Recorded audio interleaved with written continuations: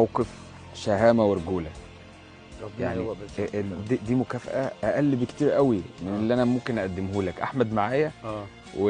وانا شفتك في الكاميرا وانت بتضربه، وشفتك وانت كنت هتقع وتتاذي بسببنا، حقك علينا، احنا عم اسفين. احمد بلاش كده يا عم احمد. احنا كنا بنختبرك. ما جيش الا مع ماهر بكار. يا ابني ما جيش الا مع ماهر بكار يا ابني. طب يا استاذ ماهر، الف الف مبروك. ربنا يروق بال سعادتك يا ابو. شايفين يا جماعه، يعني شايفين هي دي شهامه ولاد البلد. ابو بكار على الله حكايتكم. احنا عطلناك ابو بكر او اي حاجه؟ ربنا يروق بال انت سعادتك. كنت رايح فين كده؟ انا بقى كنت رايح المحل عنده بظبط الدنيا، فاعترت في الاخ ده.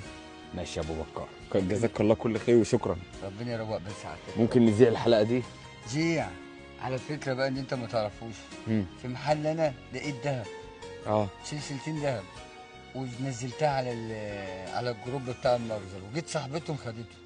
فالشهامه عند ابو بكار هي كده. جزاك الله كل خير. احلى ابو بكر.